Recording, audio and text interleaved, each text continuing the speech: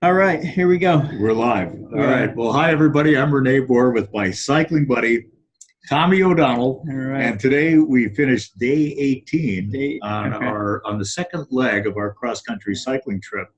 And we started in Niagara Falls in Ontario, and we finished in Medina, New York. So we've been riding along the Erie Canal. A very cool experience. Very cool experience. The Erie Canal, for those of you who are history buffs, you'll remember it was the brainchild of DeWitt Clinton, and work was completed in 1825. Did you know that? I did not. 1825, almost 200 years Can you ago. believe that? And the Erie Canal originated near Albany, New York, right off the Hudson River, and ran all the way to Buffalo on Lake Erie, 360 some miles. Impressive. And connected commerce between the eastern coast and the Midwest. Impressive. Been terrific. And the ride was fabulous. And it was originally called Clinton's Ditch, which I thought was not good. He did not have a good marketing PR guy. What do you definitely think? not. Not good. Not good. I think a better name than Clinton's Ditch. Erie But Canal. the other thing interesting about it, this is just all a little history lesson, entirely funded by private funds. Yeah. Because they couldn't get the Congress to get on the same page with funding this project. Does this sound like a familiar problem to you? Figure. Yeah, I don't know. No political commentary tonight. Okay, great. All right. So why don't you introduce tonight's guest is Scott Levy from Dallas, Texas.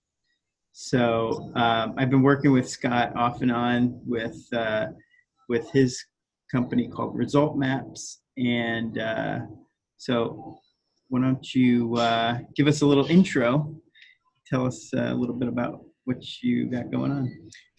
Yeah, as you mentioned, the company's called Result Maps. I'm Scott Levy, started the company. We're on a mission to help the world be its best. We do that with a set of services around a peak performance software platform. We help individuals, teams of teams be their best by getting clear on their vision, getting clear on how they're going to execute that vision, and being as efficient as possible, getting the right results. Awesome. Good. In a nutshell. Yeah. So one of the things we want to do, Scott, is give you the question of the day from one of the students at North Lawndale College Prep. Give you a chance to kind of mull that over a little bit. Then we want to ask you some more questions, and then we're going to come back to your take on the question of the day. And there are leadership questions as well. And that's the context. So tonight's question comes from Lucas McShane, and he asks, all right, so how do you find people in your respective discipline to help coach and guide you? It's a great question. Yeah. So so think about that one for a little bit, and but first we'll ask you a little bit more about your background. Yeah. Well, that's exactly it. I'd love to hear a little bit about where you grew up, your education experience, your work experience. Just, give us the 45-minute version of Scott Levy on everything leading up. No, seriously. Give us the 3-minute history. Tell us a little bit. I grew up in a scrapyard and a trash business where my family's businesses. Really? Okay. I learned a lot.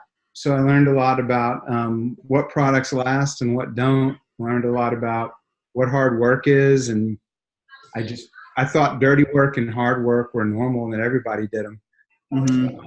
But my father collected antiques, and that got me really interested in products and how they developed and which products made an impact. And I wasn't as into the mechanics as he was, but I got very into computers and programming very early.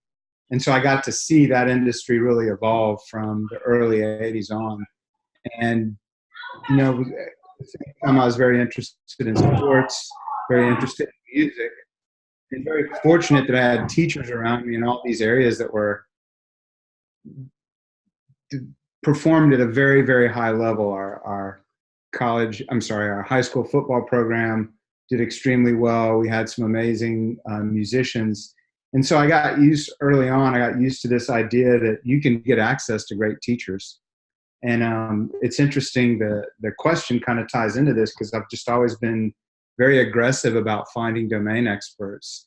I was fortunate to have been, I did not realize I was born into a group of domain experts until much later because, we all think, oh, this isn't any good. I want to go do something else when you're a kid. But I just had a lot of competent people around me, and that really made me intensely curious and maybe uncompromising in finding great mentors and domain experts to learn from. But does that give you a good? Yeah. So where did you grow up? Galveston, Texas. Galveston. Oh, Galveston. Wow. Ah, very good.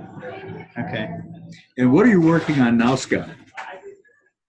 So Result Maps is a software platform that helps you get very focused on what you're doing right now, how you're making decisions on what your priorities are, how that ties together to a larger vision. Mm-hmm. And that's my biggest focus professionally. We've got a company with people all over the world coming together to deliver this. We've got a software platform anybody can sign up for. Then we have a suite of services around it. And we've just launched over the last 18 months or so an offering for coaches that do leadership coaching, business coaching, one-on-one performance coaching. So very tied into the domain experts. But I've always been really fascinated with people have these grandiose visions. How do you pull them off? Yes. And I've never had a lot of confusion about asking people. And you ask a few people that you're intimidated by and realize they'll talk to you. And you'll ask a few more. And it's amazing who you can talk to. Yeah. And so vision, is this basically helping people understand what it is that they really want from their business or what they want from their life? Both, yes. We do a lot of things. Well, I think the percentage is most of what we do is unconscious. We're operating by a playbook that we've been programmed, not programmed in any nefarious way, just the way our brain processes information is unconscious, unless we figure out how to help the conscious part talk to the unconscious part, build a shared vision with a group of people, and then work methodically to get those outcomes represented by that vision. Yeah, very cool. And actually, I used Scott's platform, Result Maps, and so we had some past leadership questions about, how do you take your 5-year plan and break it down into 1 year, and just defining your purpose. All some of our past leadership questions. And what I found was great about Result Maps is it helps you to manage that process, right? Okay. So similar to like the BTO, you can take that and put it into this program, and it really just breaks it down into a daily habit process. So I really liked using that. Yeah, very cool. Very cool. So North Lawndale College Prep High School has a mission to really develop tomorrow's leaders today. And it's all about helping them graduate not only high school, but also graduate college. And so education is something that both Tommy and I are passionate about. Tell us a little bit about your educational experience. Collegiate or all around? All around. Just, you learn from a variety of sources, so not just.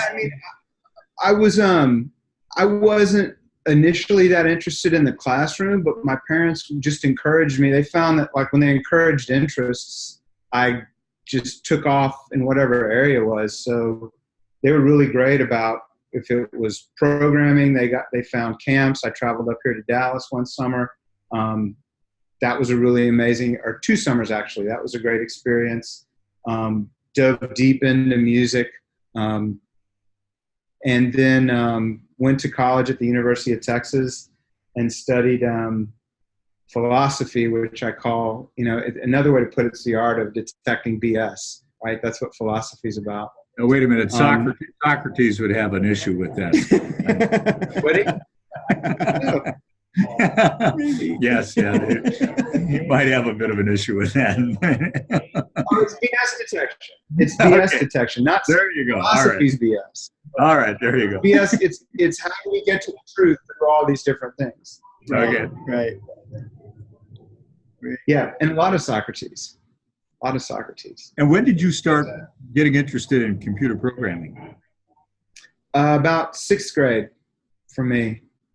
I just found it was a lot of fun. You could have a vision and bring it to life and try different things. And I loved the logic. I loved it just got my imagination. And then got away from it a little bit in college. But when the web came out, that got my attention. I thought this might be one of the biggest things to happen in my lifetime, and maybe in humanity's lifetime. So that really put me back in. Yeah. And so how does your degree in philosophy or your background in philosophy help you in what you're doing today? It helps much more than I could initially explain when I was applying for jobs where they wanted to see a computer science degree. But you learn how to think in systems. You learn how to think in abstractions. You learn how to, again, use the BS detector to kind of go, okay, this might be a popular idea today, but how do I get to the truth? That's huge in business, especially in what we do, because we're continually trying to get to the truth. Yeah. We're trying to understand what actually makes somebody engage with our platform, which of the techniques and best practices that are out there really work. And it's easy to get carried away by hype and what's popular or a verbose argument, but it really helped me think about not just these people that lived in these different time periods that had ideas, but how do you take these systems and use them to learn anything? Because if you can get to the truth, any domain is your oyster, so to speak. You can figure out how it works. You can figure out who the players are, what the pattern language is, what the framework is that'll make you successful. So I learned a lot about mental models. If you're familiar with that term, that's the idea that we have a framework in our brain we're hanging information on. We use that to make sense. And you guys mentioned some things from the entrepreneurial operating system. They've got some great mental models. And what philosophy and music, which I kind of studied both at the same time, they both taught me to take wherever you're interested today and start tracing that back to understand where the ideas came from. That was a really powerful concept. Yeah. Just out of curiosity, this has nothing to do with this with this podcast, but who's your favorite musician? There's so many. There's so many. I know it's tough. How about your top 2 or 3? Top 2 or 3. I don't know if I could reduce it to 2 or 3. I mean, I listen to Bach while I work. I listen to hip hop. I listen to a lot of jazz and funk. Prince was a big influence growing up. I listened to the Beatles a lot when I was really young. So many different drummers and funky bands. A lot of stuff out of New Orleans. That really influenced me. Wynton Marsalis had a big influence on me. So segueing into how do you find domain experts, when I was doing music, I got to see him in concert. And after the show, I just went up to talk to him. And he was talking to any student that came up. You could just ask him questions and he would talk to you. Yeah. Same with this drummer who at the time, I've met him a few times since, this drummer named Herlin Riley, but they're so open and willing to share. Yeah. And from that point on, when I was doing music, after every concert where I admired the musicians, I'd try to find them and talk to them. Yeah. And that kind of, you can call it networking, whatever you want, but that idea exchange, it is so valuable. And really, if you think about a philosophy degree, that's what we did. We basically took a canon of people who wrote about their ideas and how they came up with them. Yeah. Dug into those to try to learn what we can about how they think. So I love doing that in music. But yeah, you asked who I like. So, I mean, there are just so many artists I really love. Yeah, there you go. There you go. So one of the questions that we've asked everybody that we've interviewed, Scott, has been, share a life lesson. So what's the most valuable lesson that you've learned in your life, either from an educational experience or work experience or whatever?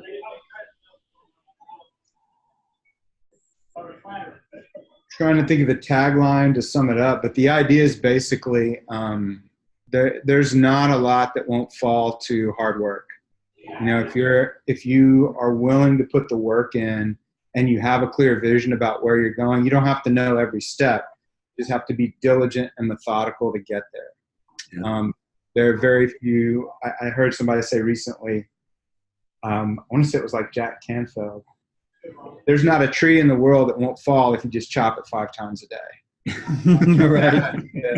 That idea is really, my father was very into this idea, and growing up in Galveston, Texas, it's a sandbar that gets, every 50 or 100 years, the ocean gets mad and tries to erase it. Sure. And just keep building back. And you look at kind of the scale of what's done to protect this little island, or there's any number of other examples on whether it's, I've gotten to watch the computer industry come up, or in the scrapyard, my father rebuilt it was a Model T, and just talked about, this is where cars come from.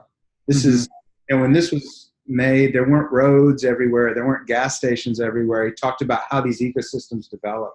So that idea of just methodically working towards things, and that even if you don't have all the skills you need today, you're just willing to put in the time and learn what the skills are. You learn a little bit today, you get the foundation for the next day, and that gets you the foundation the next day. It's all about small steps every single day. Yeah, cool. Yeah. Very, very good.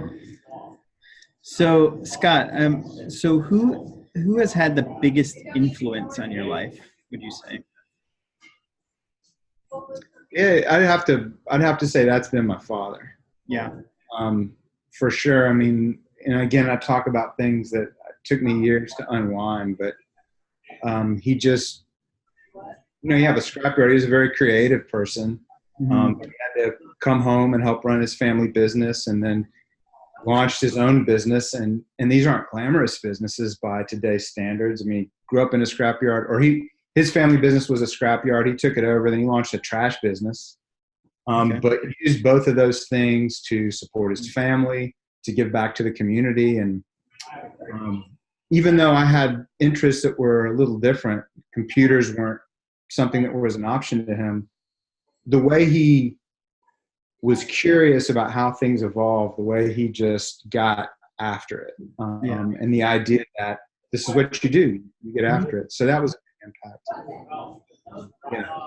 Very cool. That's the biggest. Yeah. Good. Yeah. Good. So are you ready for the question of the day?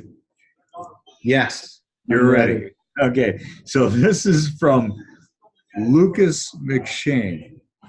And the question is, all right. So this the is question right from up Lucas, your alley, Scott. From North Lawndale College Prep. How do you find people in your respective disciplines to help you coach and guide you? To help coach and guide you. Aggressively. Yeah, I think the same idea. I've done everything from, all but stalking a musician after a concert. I mean, I don't want to recommend anybody do this, but there was a very big name musician who came to Austin, and a friend of mine and I went to, followed the bus to the hotel, got the guy's room number and knocked on the door, and he ended up coming down to talk to us. I don't recommend stalking. You can get in trouble for that. But, there's one of the more famous Galvestonians is a man named George Mitchell. So he developed the Woodlands outside of Houston, Texas. Mitchell Energy was one of the first companies to do fracking. He did a lot of impressive things, and he was a big name in Galveston for all the things he did for the community. But he was the son of a Greek immigrant, had fairly humble beginnings. But I just wrote to him one day and then kind of forgot about it. And a few weeks later, maybe a few months later, I get a call, and somebody named George Mitchell's on the line. Are you available? And I was like, George Mitchell. so you get a few experiences like that, and I'm not saying everyone's been like that. Sometimes you go listen to somebody and realize they may not know, but that can be valuable. It can help you better find the person you want to talk to. Going to events, there's always a way, especially with the internet. You can email people.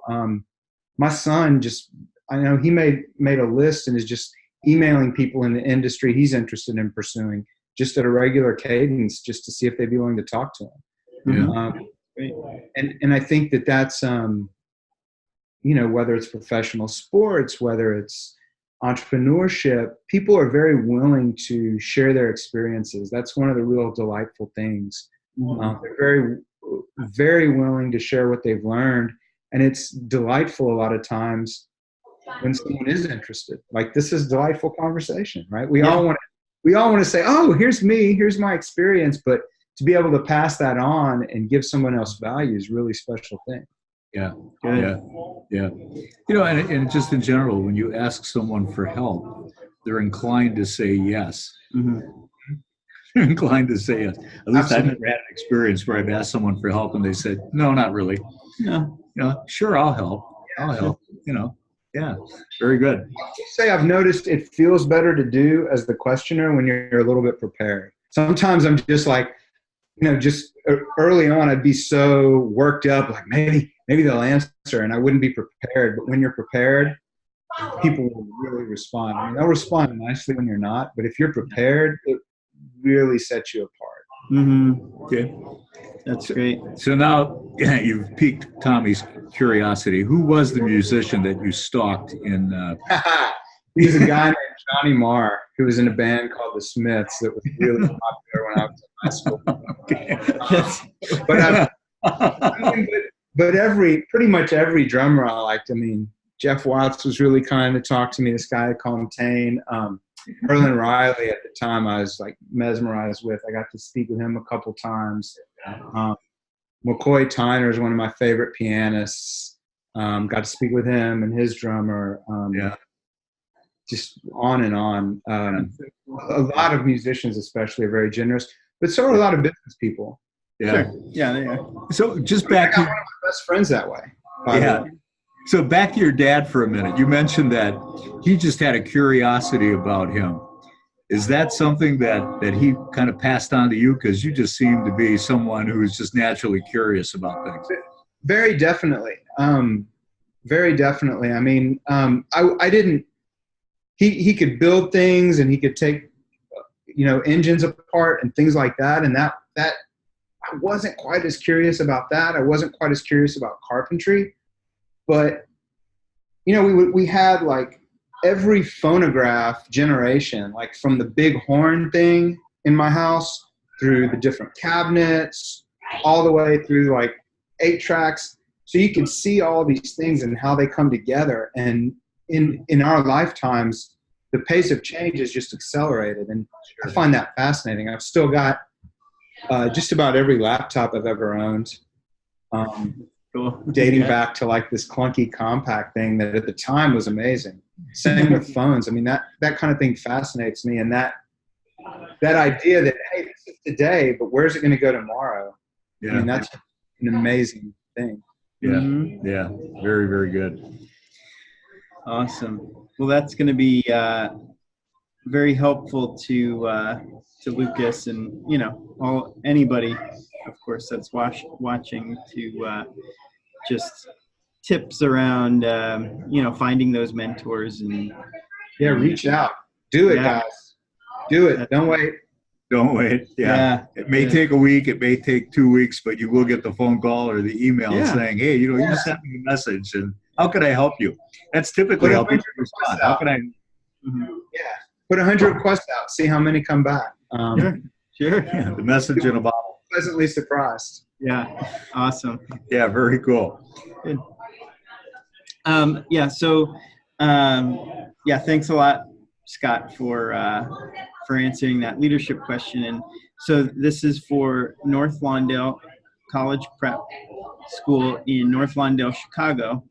And we'll be posting this on Facebook, and there's going to be a link to donate to the school.